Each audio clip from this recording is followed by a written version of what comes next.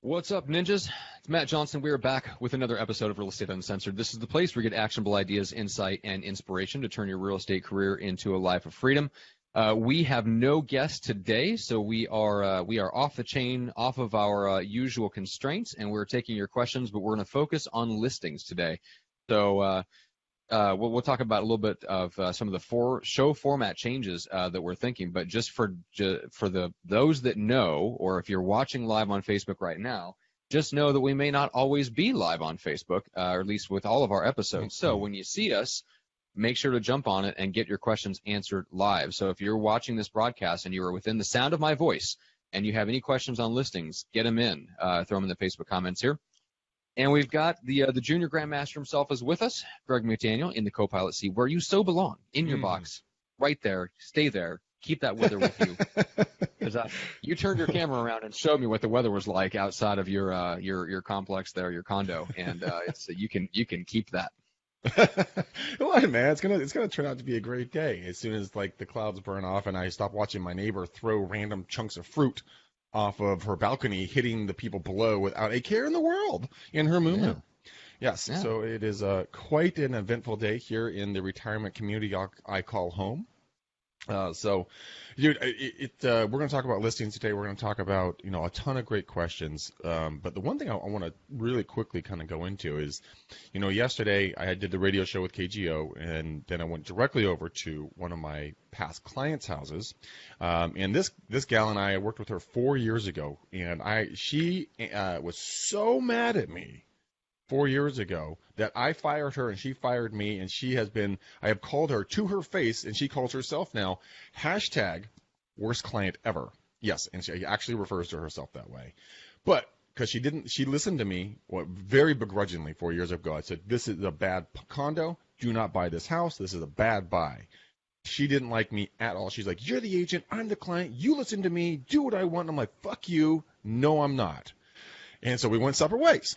And she has 4 years later, she's referred about 5 or 6 people to me, and then she and her new fiance she called me up, and we went over to her house yesterday, and we're going to be listing her home most likely and helping them buy another probably $2.5 million property. But it comes down to listings to do the right thing when it comes to your clients, even if they fight you on it. But if you know it's in their best interest, don't let them get away with shit. You got to hold your ground and be firm for them. So, yeah, agreed. That's my story. Yeah, it's I like it. And I also like the fact that as of right now, we can't see Greg for whatever reason. So this is pretty fantastic. I am back. Thank you. I don't know about that. I don't know. I feel like you should stay muted, but that's okay. I mean, here's the deal. It's funny because I had this conversation with my operations director literally just this morning. Clients hire us to lead them to results that they cannot get on their own, like by definition, right? If the clients could get it on their own, even if they had the expertise, even if they had the knowledge, they're hiring us for something, at the very least, because they don't have the time or the bandwidth to do it themselves, even if they had all the skills, which they don't, right? So they're hiring us to lead them to a result. And a lot of times we as service providers, and this can go for my podcast production business or marketing or anything else just as much as it does for being an agent. And so I see it show up in a lot of different ways because I work with different agencies who also work with our same clients, right? So I see both. Mm-hmm. I see when we make the mistake and I see when others make the mistake. And I was talking with my operations director about the fact that we have to keep in mind what's best for the client and push them to give us what they need, to give us what we need to lead them to results they say they want. And when they're not making the right decision or when they're not following through, it may sound polite to let that go and just acquiesce to whatever they say and just kind of let them lead, but that's not our job as experts. No, it's not. They're hiring us to lead them. That's the problem. And so I think there's a lot of agents that get that confused, and I know I definitely did when I was younger. I let the client lead too much, and I didn't lay out the consequences of what they were doing. I didn't help them understand that, hey, if you're going to do this, here's going to be the consequences, or flat out, hey, if you want to make that decision, that's great, but I'm not your agent for that. Yeah, no, I've done that many, many a times. I've fired people and they wanted to buy a certain property. I said, "That's fantastic, but I'm not going to represent you." Why wouldn't you represent me? Well, very clearly, this is the reason why. Because I don't want you to. This is something that Terry, the T Diddy, the Grand Master, says. I would rather have you come up and hug me in Safeway, which that's our supermarket here in California. I'd rather have you come up and hug me in Safeway than throw tomatoes at me. And I think he's being pretty serious about that. Yeah. But the client I went and saw yesterday, I was telling you about, she was in HR for a number of years, so she's highly analytical in A to B, B to C mentality.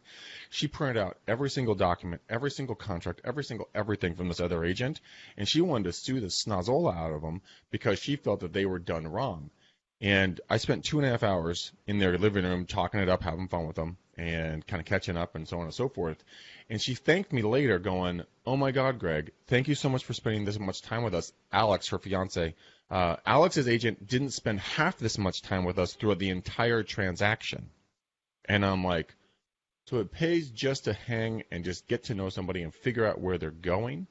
I actually went and listened to the podcast you did for our show when I was traveling to Japan with that gal. Fantastic episode. And I think everybody should go back and listen to it, kind of the mindset of working with affluent people and kind of just the kind of way to go about it. Because the folks I met with yesterday, they're very affluent. They have a bunch of supercars and luxury vehicles and like a lot of them. And so like just getting that mindset of working with people like that and getting those listings, it's just a mindset shift. It's very, very simple to do. But you've got to get around to that. So I don't know. I kind of digressed a little bit. There's another podcast I listened to. What was our guest on Friday? What was his name? Shadi. I listened to one of his podcasts. Mm-hmm. Go listen to his podcast too, guys. And his guest was talking about, it was the guy who went from $3.16 in his account to him making over $100,000 in 1 year. And one of the things that he did, he went through a series of questions that he asked the sellers. And go listen to that podcast, guys. It's a phenomenal set of questions. And one of them was, what would it mean if I sold your home? Yeah. And then that's where he stopped. He just let it stop there. And I thought about that. I'm like, because Matt, that goes right back to those 4 questions that you ask. So what are those? Let's bring those up again. So those came, and I don't know if he was the originator of it, but these came from Joel Rico, who teaches a course on this. I think it's called The Language of Agreement is what the class is known as now. So he talks about the 3 questions that really get down to the why, which is, what would that do for you? Why is that important to you? Mm-hmm. What would that do for you? What would that mean for you? And so the structure is when they say, okay, I want to sell my home. Okay, well, what's important about that to you? Well, we want to get into this other neighborhood, and we want to, one more extra bedroom because I'm going to start working from home, and then we want to get into a little bit better school district, yada yada, the typical stuff. Okay, well, what would that do for you? So what does that extra office do for you? Oh man, well, I've been struggling to get stuff done. It gives me space. Like I feel like I'll actually be way more productive. So my side hustle is going to take off. Right now it's hard to get anything done because I'm trying to work from the kitchen table and there's kids everywhere and blah, blah, blah. Okay, great. So let's say that works out. 6 months, a year from now, you're in your new home. You have this amazing office. You love to work up in there. You love to get home from your other main job and go work on your side hustle in the evenings because you've got this amazing space. Your kids are happy. They're in this school that they like. Everything's going well. What would that mean for you? Oh man. Well, then you get down to the root of it. That's the real why people are wanting to make that move. So you go 3 layers deep and you build on it and you kind of pull away those layers until you get down to the real why. What's the feeling they want to experience by getting into that new house and all the good things they expect to happen as a result? So very funny, Matt. Throughout the meeting I had yesterday, the initial conversation that we had was, we're upset with the last agent. Our house is falling apart. We need to move. When in reality, the house is gorgeous. It's fine. It's just a typical house, right? Okay. But when we kind of pulled back the layers more and more, I got to the real reason. It's because they don't feel like they belong in the neighborhood, and the neighbors have said inappropriate things to them. And when they're driving around the supercars, they get people following them on social media back to the house, so they don't feel safe. And so it came down to feeling safe and feeling accepted. That is the root of them wanting to make a move. Because the house is absolutely beautiful. I mean, it is absolutely beautiful. They would not, no one has to move out of this house. And I told them that several times. But they don't feel safe and they don't feel like they belong. And I'm like, there it is. Okay. Yeah, that's really good. Yeah, which is important because if you really don't, and I struggle with this sometimes too, and we all do, we tend to project. So we meet a client and they say, oh, I want to move because of X, Y, and Z. And you're like, great, off to the races. I get it. I totally get it. I know exactly why you're moving. Do we really? No. Like, I think like unless we really take the time to dig down and to find out how they make decisions and what their ideal feeling is, we're probably not really getting down to the root of it, which means I think that's why we tend to get blindsided when they make weird decisions later on in the transaction that we weren't expecting. It's because we didn't really understand what their motivation is. Well, yeah, we went into it half-cocked. I mean, We're like, all right, you want to sell? Sweet. We never took time to ask. Yeah. And that's one of the things I think I'm guilty of at times. We're all guilty of it.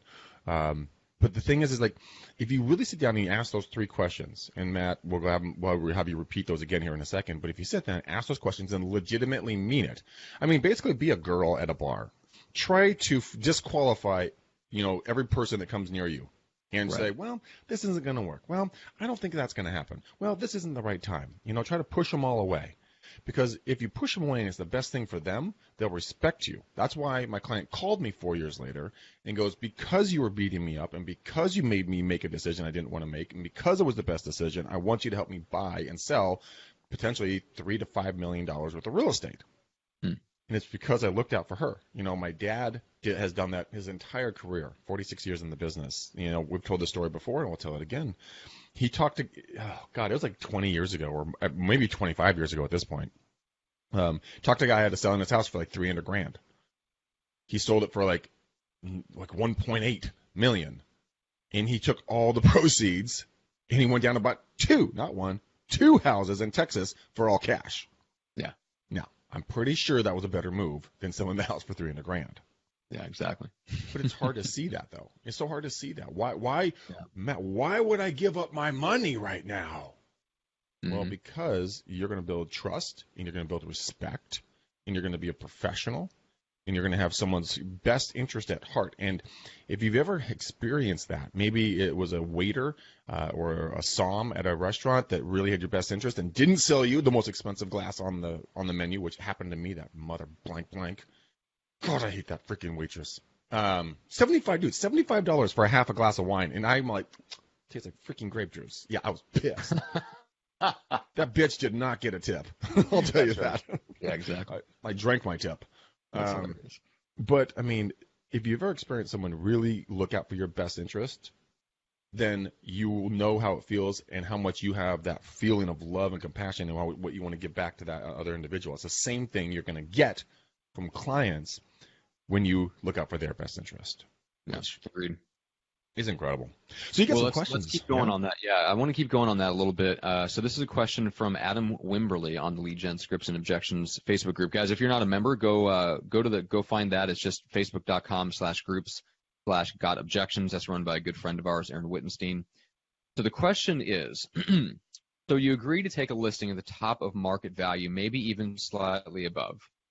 How many days on market with no showings before you have the conversation to lower the price? Well, that's actually, we're going to back into that a little bit differently. We've talked about this before, and we'll do it again. You know where I'm going with this. I do know where you're going. What you're going to do is you're going to have that conversation in the listing agreement. So you're not going to wait to see what's going to happen when you're top of market. You're going to write in the listing agreement, literally write it in, saying if we have no show, if we do not have a signed contract or a showing every day, which it won't happen, on day 14. We come back together, we reanalyze what the market is telling us, and we'll correct the price to where the market is saying we should be. Now, nowhere in there did we talk about price reduction. Nowhere in there did we say that the seller was wrong. We just said the market is speaking to us, and we'll come together as a team and come back to reprice the home where the market is saying we need to be. Another trick you can do is if you're in a marketing group or a group of agents that get together and kind of look at each other's listings. My business partner Chris is in one of these groups, and they all, excuse me, they all go around to each other's listings when they come on, and they fill out a piece of paper saying what they like, what they don't like, and what they thought about the price. Therefore, in 14 days, when you find that the property isn't selling, you take these sheets, you give them to the seller, because it's not you saying, "Look, Mr. and Mrs. Seller, this property is priced wrong because of your actions or thoughts." It's saying, "Look, these are other real estate agents that I trust that are top agents. This is what they're saying, what they're seeing in the marketplace. We need to correct." Okay. That's where I'd go with that.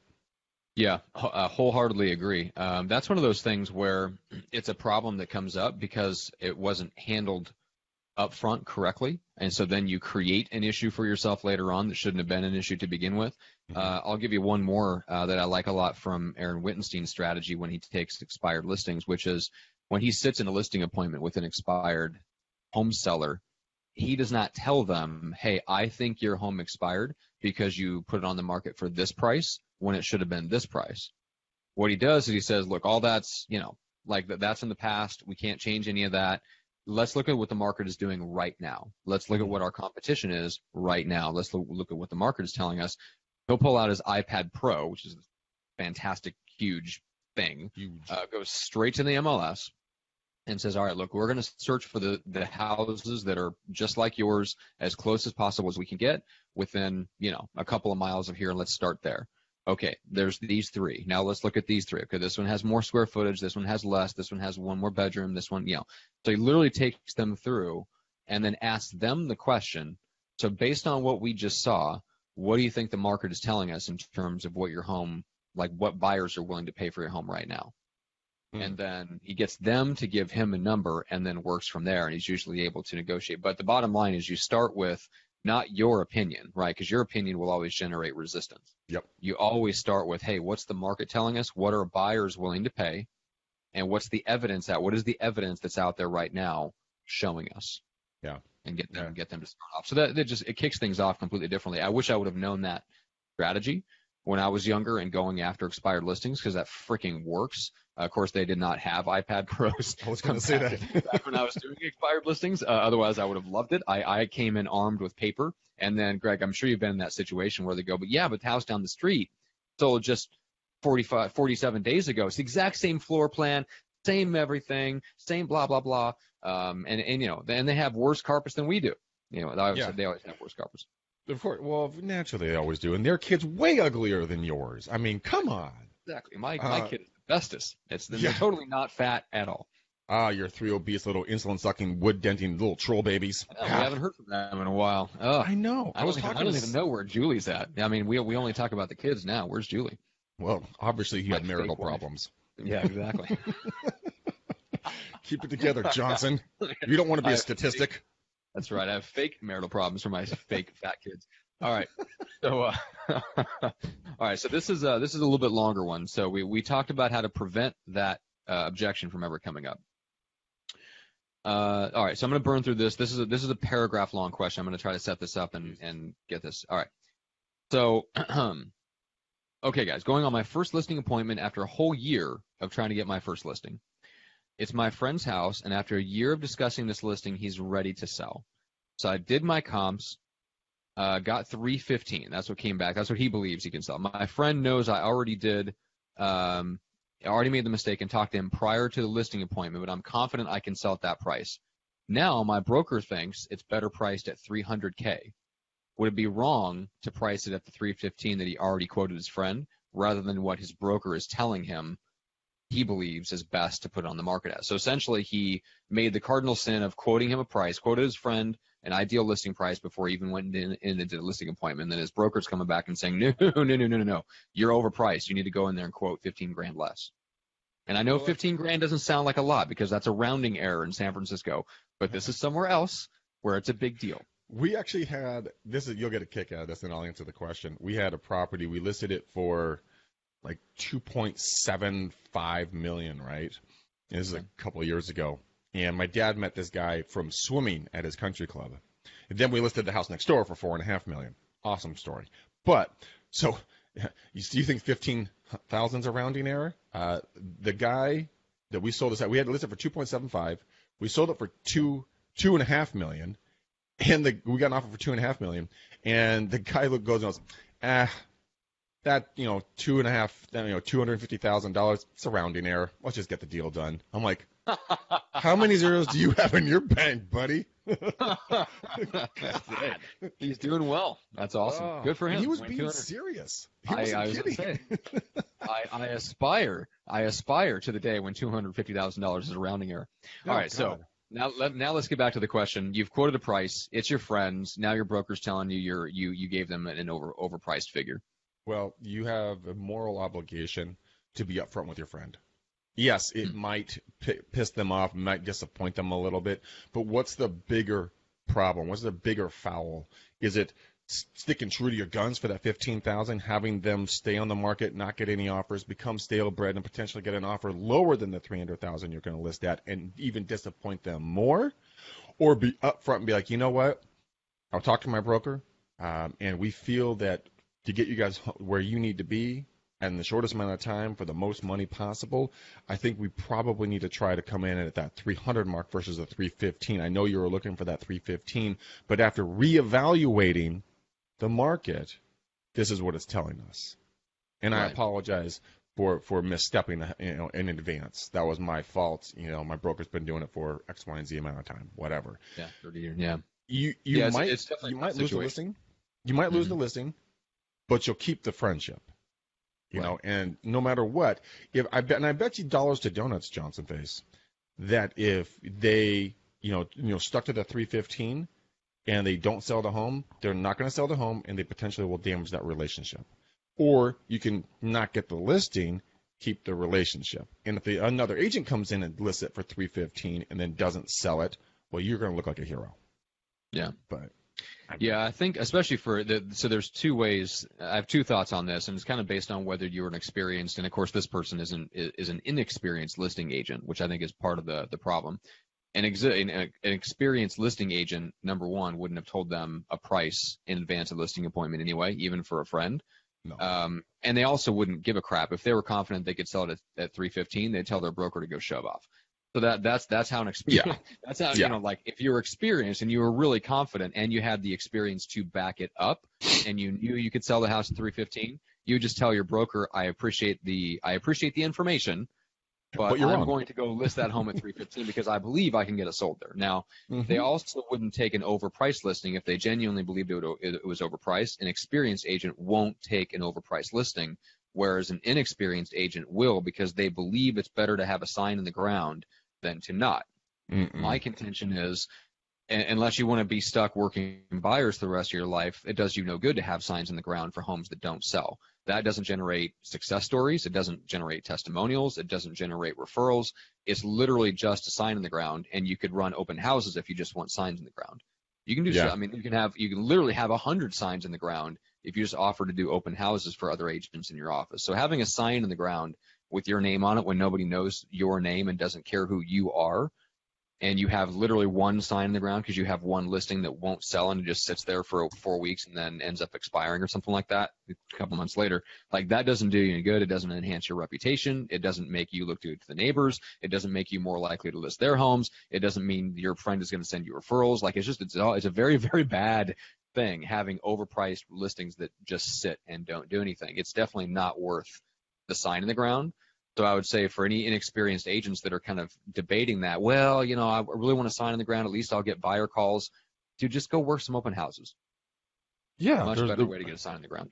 Well, open houses, man. I mean, a home costs money.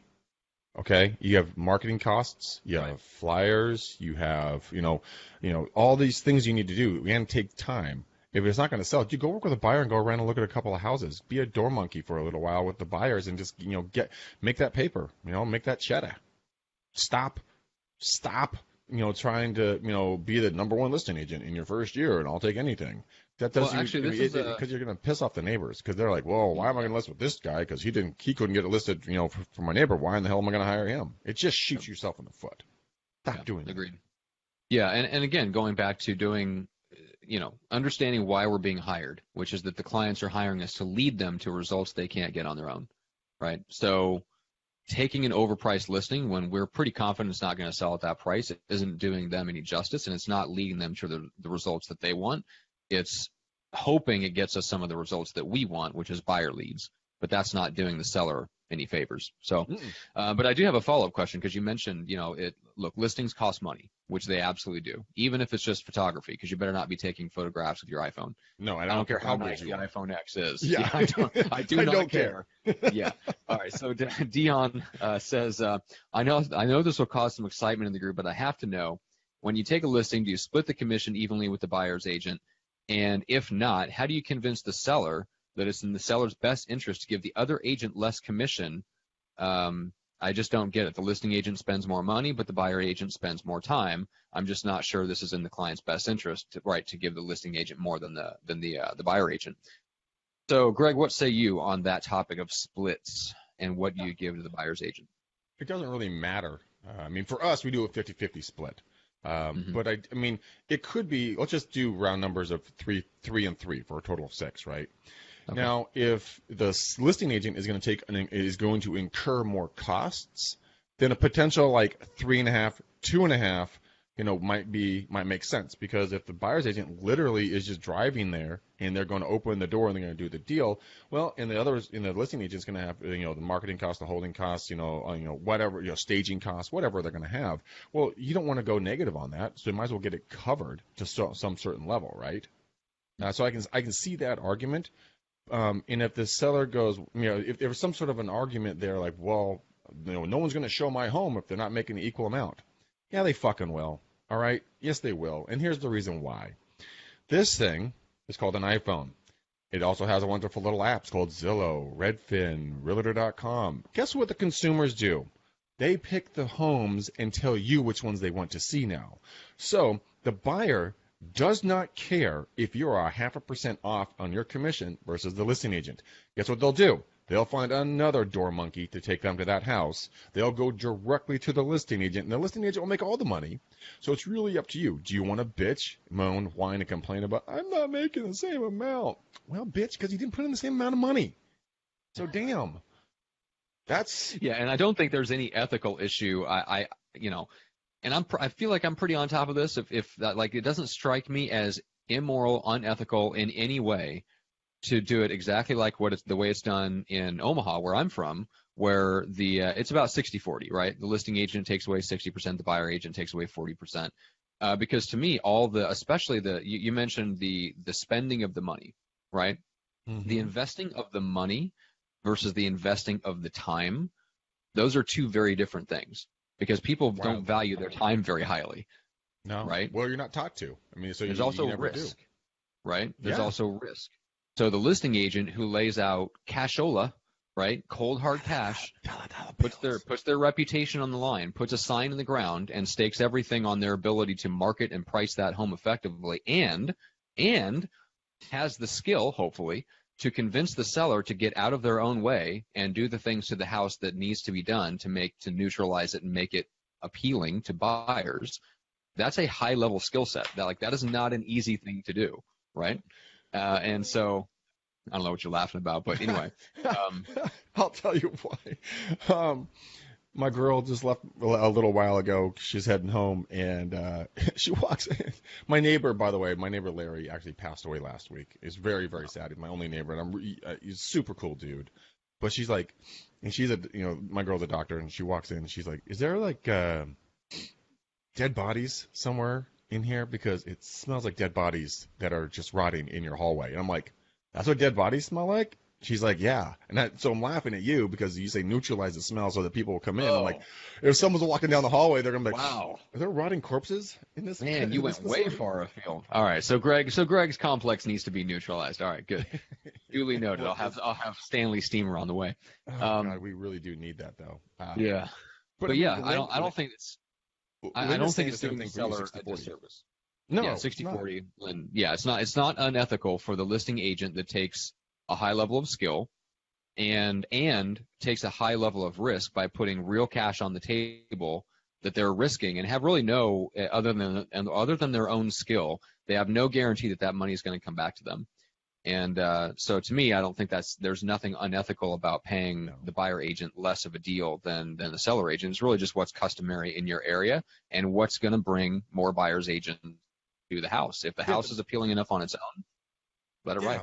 But the buyer's agents, man, I mean, it's totally shifted. When I got into business 19 years ago, there wasn't the ability for the consumer to take for them to look at the homes without an agent sending it to them. They just didn't have that access. Yeah, you had to put all that work in. Slowly got going into it, and now so we would be the gatekeepers. We are no longer the gatekeepers. So I mean, just get in there, show the properties, and if you get butthurt about the fact that you're not making just as much as the listing agent, well then work hard on a daily basis and become a listing agent. But right now, it's more important about making your money. Right? Get paid. Do your 36 deals a year, and that's it. I mean, I don't see any problem with that. Because the buyers are not going to not see your house. They're going to see your house, without a doubt. Yep. Although, agreed. Here's the thing. Like, is it customary? So in our area, it is customary to go 50-50, right? Now, what you do run the risk of about not staying, compliant with what's customary is you could build a bad reputation for yourself within the agent community with where you work. You could do that. If you're going to try to screw people over, not the best. Yeah, if you're listing below, giving below what's customary for buyer's agents. Right, yeah, exactly. If I came into Greg's territory and just unilaterally decided I was going to do all 5% listings where I get 3 and the buyer's agents get 2, and I started really successfully taking listings, which then gives all the buyer's agents in the area a nice haircut on their commission, that's going to ruffle some feathers. I would not recommend that. Yeah, it's definitely going to ruffle feathers, without a doubt. So, again, guys, that's your decision. Go with God, my child, and whatever you choose, and may you not be struck down from on high of the Johnson Hill. All right. So Aaron, actually the one that runs the lead gen scripts and objections group I mentioned, has a comment here. Listing consult suggestion. Put your money where your mouth is. On every listing I handwrite directly on the contract, seller can cancel at any time with no cost or penalty. Greg, what's your feeling on those types of easy out clauses? Well, in California, it's a bilateral agreement, so they can fire me and I can fire them at any point, And you know what? They can say, look, Greg, I don't like. But it used to be like if you woke up and you changed your mind about the color of blue the sky is today, you could get out. But now you have to have a justifiable reason on why you need to get out. Like, I don't feel you're representing me correctly. I don't think this is done right. I don't like that. Blah blah blah. They can have an argument. They can literally say anything. They can literally say anything. I don't like the way that you wear your tie, Greg. Well, sir, I don't wear a tie. That's what I mean. I need a tie-wearing agent. I knew it. Exactly. That's maybe you'd be more successful, Greg, if you wore a tie. Hey, man, I wore a tie for a year and a half straight, like every day, 7 days a week. If I went to a friend's house, I wore a tie. And then one day I got tired of being choked, and I'm like, fuck this. Like, tie off. It's like being strangled by a really weak guy. Just a little dude hanging on. That's right. Just dragging. All right, guys. Let's shut this down before we go off the rails. We're talking about listings, but Greg, you briefly mentioned the 36 to Life program. So when people join up under EXP through us, they actually get the ability to go through Hank Aving's 36 to Life program for essentially an admin fee, just enough to cover the cost of like setting you up and stuff like that. But they're live sessions, and it teaches you literally how to just build a lifestyle real estate business where you sell 3 deals a month, 36 deals a year total. You have very simple, actionable things to do every day on social media to generate conversations, right, that actually get you real clients. You can also do fun things like our gal, Gail Zentek, does a lot of send-out cards, which you can incorporate right into that 36 to Life plan. And so we love Gail in that approach, just very personal, generate conversations on social media, send thank you cards, do 3 deals a month, and then every year you just work on doing 3 deals a month that are better clients, higher average sale price, so you make more money and enjoy the people that you work with even more every year, year after year after year. So if that sounds appealing, that essentially is why you should join up with EXP under us. We are under Hank. We really believe in the message that he's preaching with 36 to Life and everything that he is doing. And Yeah, we can't stress strongly enough that we would love to have you join, and with that specific goal in mind of having that kind of enjoyable, fulfilling lifestyle real estate business that doesn't cost you your family, doesn't cost you personal time, and allows you to have the success you want and the cash that you can go out and start investing in real estate and building wealth and doing all that kind of fun stuff outside of your business to set yourself up for the future. And Greg, you mentioned the three, what are the three streams of income? You're going to get, of course, you're have a cap of, max of 16,000. Then you go 100%. You get passive income from the folks that you bring in to your downline, your Rev tree, your team anywhere in the country and in Canada right now. We'll be opening up to additional countries in the future. And then, of course, you have stocks. So if you guys want to have a 401k for real estate, which is unheard of, this is the company to come over and talk with. So go to bookmcdaniel.com, book 30 minutes with me. Let's talk about this opportunity. Let's see if it's something for you. If it is, cool. If it isn't, cool. Either way, we still love you. Matt, where can we do a review really quickly, and then we will get out of people's hair so they can get back to selling houses, damn it! That's right. Go to Apple Podcasts or iTunes, find the show Real Estate Uncensored, leave us a 5-star rating or review. If there's a particular guest episode that you like, make sure to give them a shout out in the comments to thank them for their time and their contribution. But if you just like us, then give us a shout out, which we appreciate as well. So if you like the solo episodes, awesome. If you want to make sure that your questions get answered, shoot us a message. Easiest way is just look one of us up on Facebook, shoot us a Facebook Messenger, and we will make sure that we cover that question on the show.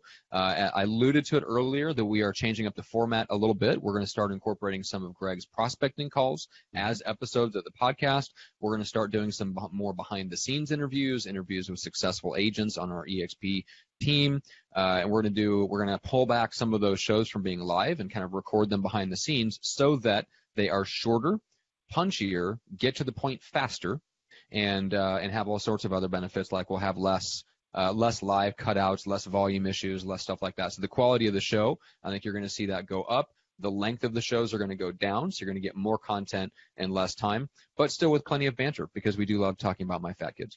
Yes, we do love talking about those little insulin-sucking, wood-denting troll babies of yours. All right, guys. Brandon, I will look for your message, and I will get back to you. Matt, can you please pick a bow color, please? Yes. Well, in honor of the book that we received from Janine, who is a recent guest on the show, all about how to stay close to water. I know, it's too bad, but I got it. We're going to go with blue, ocean blue. That is the color of the bow upon this episode today. You better put my book in the mail. It's my book. I got it. I want my book. Okay, ocean blue. All right, guys, there it is. Ocean blue book, bow. God damn it, bow. Ocean blue bow on the show. If you guys give a 5-star review, you will take one little chunk of Matt's black coal heart and revive it and turn it into beating flesh.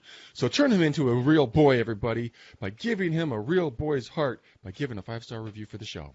Anyways, I love you guys. Matt loves you, kind of, and we need to feed his fat kids. So until the next time, peace out, ninjas.